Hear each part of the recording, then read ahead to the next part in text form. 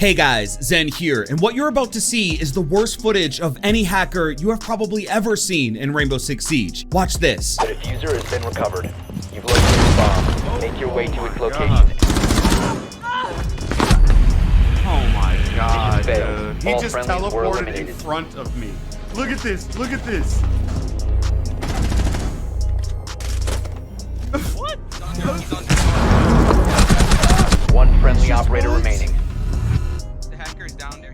Guys, this is a video uploaded 7 years ago, and even after all this time, this problem here in year 10 may even be in a worse state now than ever before, and R6 players have reached their limit. Guys, the harsh reality is that here in year 10, Rainbow Six Siege has been in one of the worst states it's ever been. Now, I would agree that cheating has improved, at least slightly, since the last season, but from a community standpoint, as well as just a lack of really any truly new content, it's rough. Major content creators have announced they're stepping away from the game, and just looking at what's coming next, there's not a ton of reason to stay ultra engaged. And so guys, for this video, we're gonna speak on what's coming here in year 10 season 4, the final season for year 10, and maybe the most important season in Siege's history. We'll also talk about a brand new content drop in another huge Rainbow Six title, and yeah, what the hell is going on with this major Ubisoft announcement? Guys, let's get into this. And so guys, Rainbow Six Siege year 10 season 4, a make or break moment with lots of heightened tension, and you might be accustomed to reaching for an old bad habit as a way to take the edge off. And so this video is brought to you by the fine folks over at Fume, and a new way to break those bad habits. So guys, Fume is a flavored air device. No vapor, no smoke, no toxins, and no nicotine. In fact, it actually uses natural ingredients to flavor the cores, and it all comes at a fraction of the cost of vaping or smoking. Now, if you're curious, yes, I have used it, and my favorite flavors are the mango cores, as well as the deeper notes of the maple pepper. And just holding this thing, it's a super premium and well-made device. So all you do is choose your core, open it up and insert it, and when you're ready, draw through it and enjoy the clean flavored air. And guys, when it's in your hand, it is impossible not to fidget with this thing. It's got a super satisfying click when you adjust the air tunnel, and it also has magnets to secure it in place, and so sliding and clicking this thing is just super satisfying. They even sent over some of their silicone toppers for the device, as well as this nice and heavy stand to put it on when you're not using it, and the whole package from start to finish is honestly really nice. So guys, with this product in particular, I love their mission, I love that they're helping people kick bad habits, and when it gets super sweaty in those ranked games, it comes in clutch. Guys, Fume has served over 500,000 people, and right now, if you order the Journey Pack using code ZEN, you get a free topper. So head over to tryfume.com/Zen or scan the QR code on screen and pick one up today. And here's a huge thank you to Fume for sponsoring our video. Now guys, before we get into one of the biggest controversies in Siege's history, I want to look ahead and talk about the upcoming drop for season 4. And so with the final season of year 10 here for Rainbow Six Siege, there has been another major leak, and we can now confirm with almost 100% certainty that yes, the year will end with another operator remaster,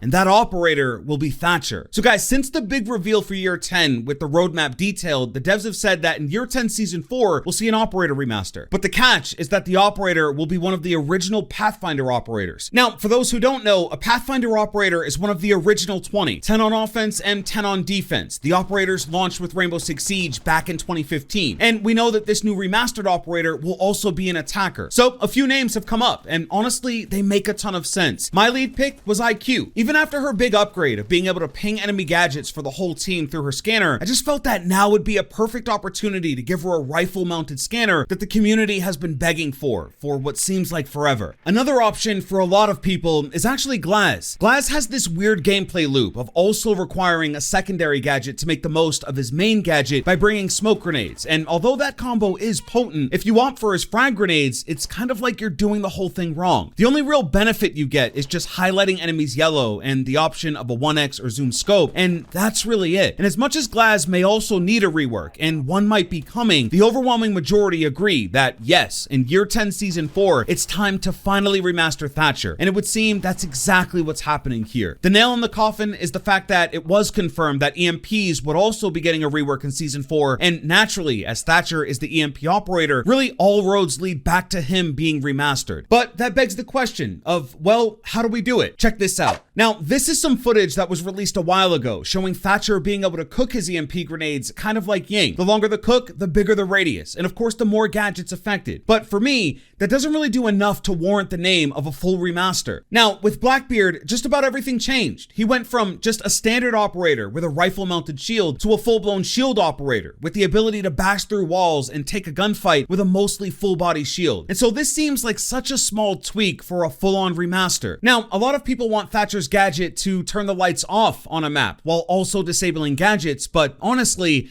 I don't see how that would really benefit anyone on the map. There's not currently a night vision operator or secondary gadgets of any kind, so if the lights go out, everyone goes blind, and no one really benefits. Unless, of course, Thatcher can do this and also get some night vision goggles, that'd be pretty cool, although extremely one-sided. Ultimately, I think Thatcher doesn't need as much of a gadget rework as he needs a gameplay rework, because just tossing out this EMP and watching it slowly roll around until it pops just isn't satisfying. It's quite basic and limits his potential. Now, typically, I don't do many operator concepts, and as cringy and nerdy as it may sound, I'd want to see Thatcher with an EMP drone, a flying device that can cruise through drone holes and around the map, that can EMP gadgets and take them offline remotely. You wouldn't be limited to just dealing with gadgets right in front of you on the other side of a wall, and there would also be more strategy involved in how you use EMPs, and that would be super interesting. That would feel like a remaster. Especially with lots of attackers having the secondary EMP grenade, Thatcher's gameplay is severely lacking, and I think there's an opportunity to really freshen things up and make a huge change here. And speaking of change, guys, Rainbow Six Siege is dead. Rainbow Six Siege is a dying game. Rainbow Six Siege is dying. Rainbow Six Siege is on its last legs. Rainbow Six Siege needs...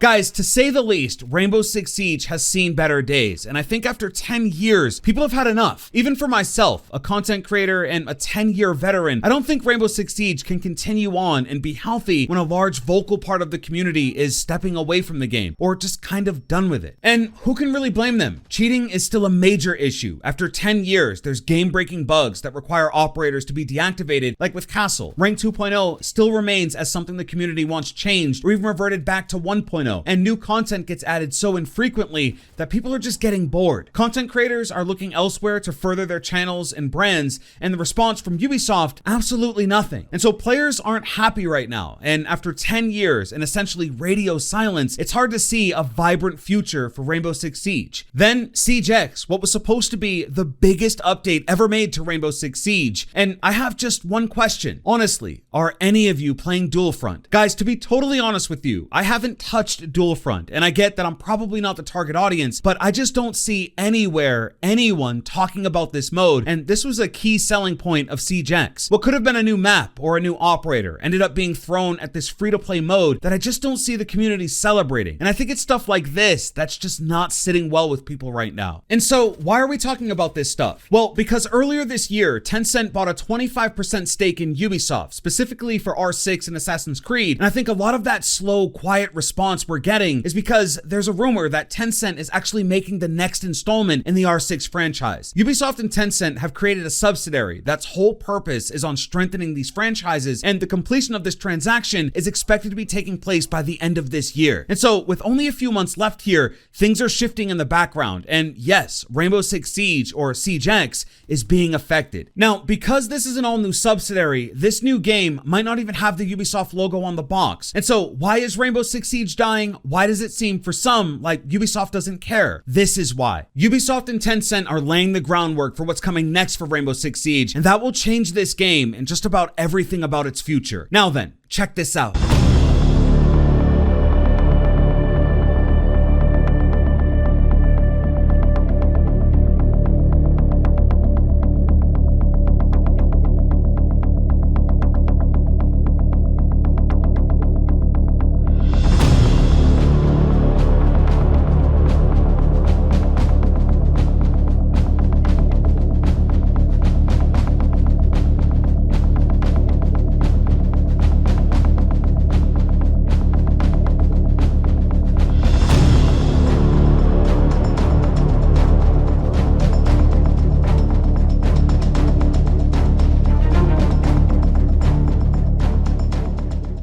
Guys, Rainbow Six Mobile has added Maestro to the game in an all-new season called Operation Toxic Fog. Additionally, Villa is making its way to the game, and even with all of this, I still can't play it. R6M still hasn't made its way to iOS stateside, and there's really no telling when it hits. But the good news is that support for the game is in full effect, and by the time we do get our hands on it, it'll hopefully be a pretty content-rich experience. And guys, that's it. Remember to check out our sponsor Fume with the link down in the description. I think you'll really like it. And remember to use code Zen at checkout. Guys, thanks for watching. Drop a like, and I'll see you in my next video. Hey, I'm out.